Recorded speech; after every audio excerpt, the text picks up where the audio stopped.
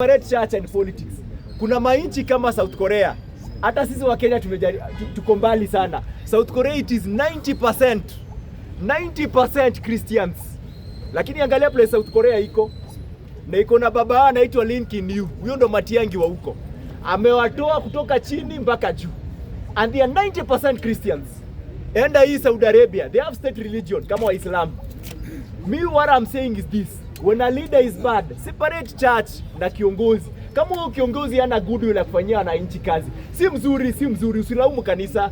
So to me, William Ruto amekosa priority. There is no way unaweza invest 1.2 billion kujenga kanisa State House, na yet kuna region hapo kando yako ya Rift Valley inaitwa Turkana, kuna region inaitwa Samburu, kuna region inaitwa Pokot yenye hata boreholes za maji hawana. To be sincere, where is your priority? Do you think by making State House provide maji Turkana?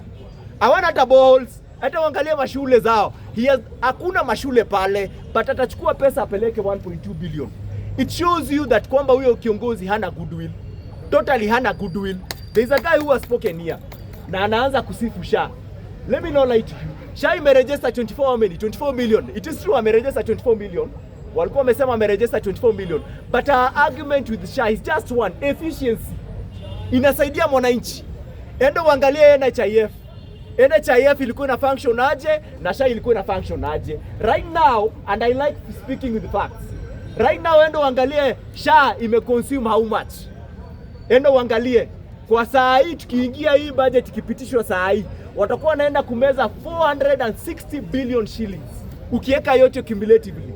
Yet kwa Uhuru Muigai Kenyatta alimeza 450 B ya NHIF between 2017 to 2022. What I do is this. Ndio uelewe hiyo hesabu unafanyanga aje. Unachukua every financial year, una add mpaka unafika to the current. So chukua financial year 2023-2024, financial year 2024-2025, financial year 2025-2026. Eka yote utapata the cumulative figure. Ukichukua hiyo cumulative figure unachukua financial year between 2017 mpaka 2022, unaangalia ile pesa imepotea ya NHIF na ile pesa ilimezwa na SHA gani kubwa, and then unasikia mtu anakuambia SHA is very efficient. Yet huyu Duale amefunga 31 hospital wakati alikuwa anavunja NHIF. Si alikuwa anavunja juu ya corruption. Hii yenye imetokea 31 hospitals zimetokea wapi? It was just simple. Improve NHIF, zuia corruption, isaidie wananchi. How comes mpaka SHA, we are still debating about SHA. So it just tells you, president mwenye ninayo and the government you have, it is haina goodwill ya kusaidia wananchi. Totally. Saa hii, budget yenye imetengelezwa imewekwa ya kutengeleza State House, all region within Kenya. Unajua kuna State House Nairobi, kuna State House sijui wapi, State House, budget mzima ni 7B. Speaker sasa ameongelelea agriculture. Na do you know irrigation scheme peke yake moja ile ya Aror na Kimwarer, if kama William Ruto angechukua tu hiyo 7B yenye ameweka kwa State House zote yenye anashinda kirenovate ayeke tu kwa Aror na Kimwarer, inge provide irrigation scheme yenye inge provide hiyo food security na inge improve agriculture, inge employ up to 40% Kenya. Lakini muungwana anasema ati kwamba tuangalie serikali. My friend, there is no way serikali inaweza sema kwamba haiprovide wananchi kazi, but ikifika kwa wastage ya pesa ya wananchi imeongoza kwa number 1. Yaani kwa kuharibu kwa number 1, lakini wanawaambia hawana kazi. Angalia 1.2 billion. 1.2 billion ukimwaga tu hapa. Hii population iko tu hapa ni around 500 people. Between 300 to 500. Do you know hapa kila mtu akona pesa ngapi ya kufanya biashara hapa? Ukiweka tu. That is how William Ruto anakosea. Priority kwake ni X. Wrong priority. Endo angalia education. Education peke yake, under education saa hii budget inakuja. Ameallocate 700B. 700B, chukua TSC, Teacher Service Commission, imepatiwa 347 billion. The lion's share of 700B. Hiyo Teacher Service Commission imeemploy walimu wangapi? Alikuwa na brag about 70,000. 70,000 ukiweka cumulatively ile pesa yenye William Ruto ametumia kwa education kuanzia 2023 mpaka saa hii ni 1.3. Hii kipicha itakuwa 2 trillion. 2 trillion. Yet Uhuru Muigai Kenyatta for 5 good years between 2013 to 2017 alitumia 1.3, and that wataka tucheke na ujamaa. Pesa kwa kuharibu ni number 1. Lakini pesa kwamba unaharibu, ukiambia wananchi unawanyonya, unafinya kwa tax. Juzi I heard him say a very interesting statement kwamba inflation rate ya Kenya imeteremka. Then akasema number 2 kwamba Kenya GDP yetu imegrow from number 8. Tumegrow economically from number 8 to number 6. But now mimi nauliza mwananchi wa kawaida, hiyo economy vile imegrow imereflect aje kwa mwananchi? In Africa we are number 6. Ati kwamba na brag ati economy imegrow from number 8 to number 6. But mimi nauliza, how does it reflect kwa mwananchi wa kawaida? Mimi ningeuliza William Ruto, this is how you brag to people. Unawaambia kwamba between 2023 to 2025 saa hivi vile tuko create jobs milioni 10. Na una mention kampuni ni hii, na yenyewe tunaona yenyewe kampuni ziko na zimeajiri watu. Unaona, juzi hii body yenye nasimamia employers walisema aje kwa last year kampuni 57 zimefunga.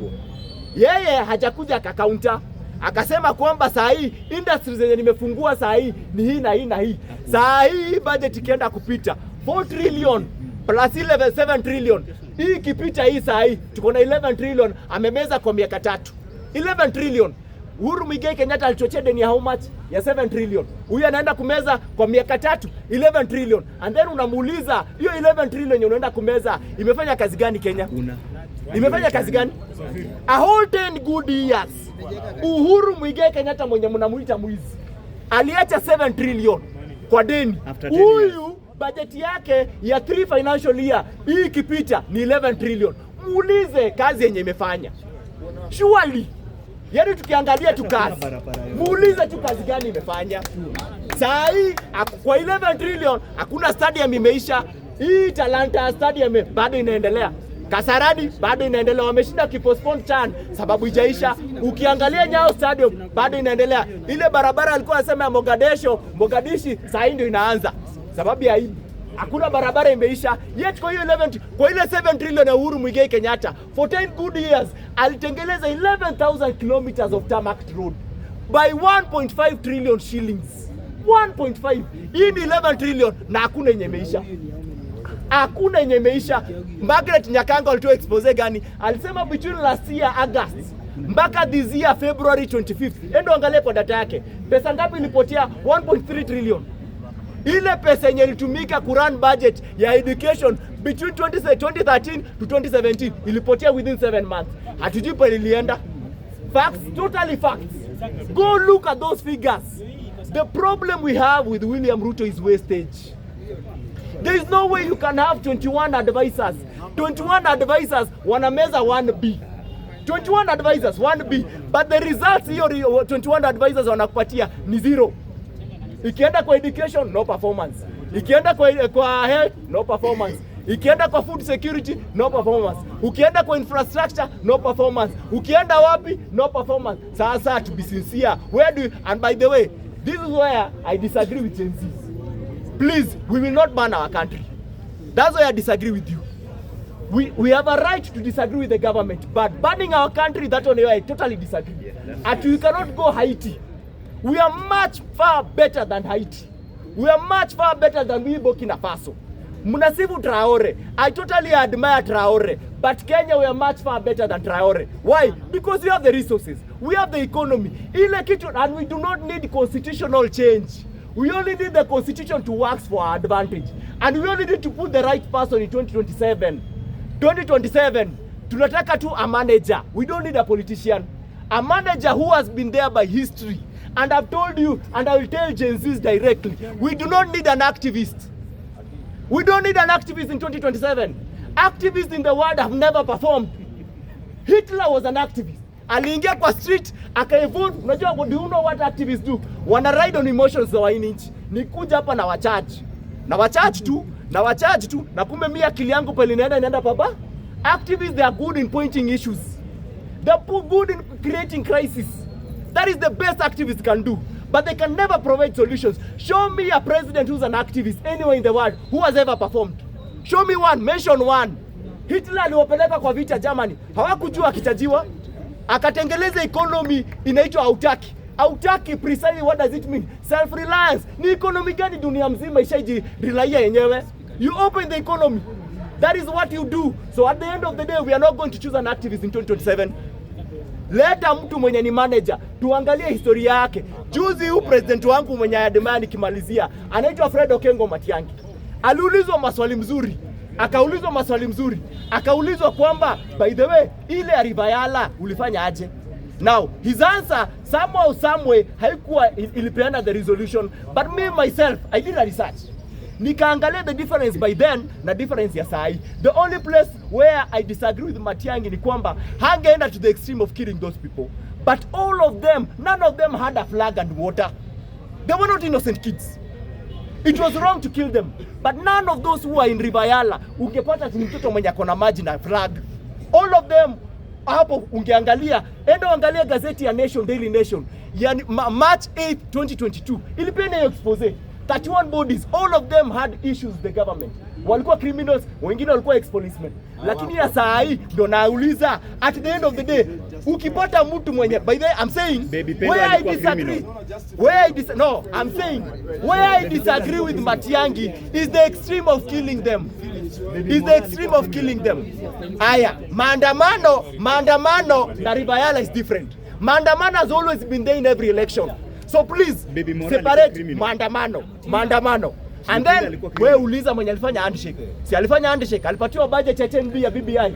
Alikumbuka watu walipiga huko. Alikumbuka. So stop lecturing me. Akaenda kwa mfuko. So please, the reason why namalizia. Wewe usichague, enda uchague usiweke emotion. Mimi namalizia hivi. Mimi siliangi na siku Matiang'i. Matiang'i is a manager.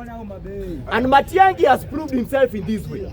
Number one, wakati alikuwa minister wa ICT, we saw him perform. Wakati alikuwa for education, we saw him perform.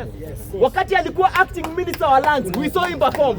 Wakati alikuwa internal minister security, I'll show you, tuende kwa interior.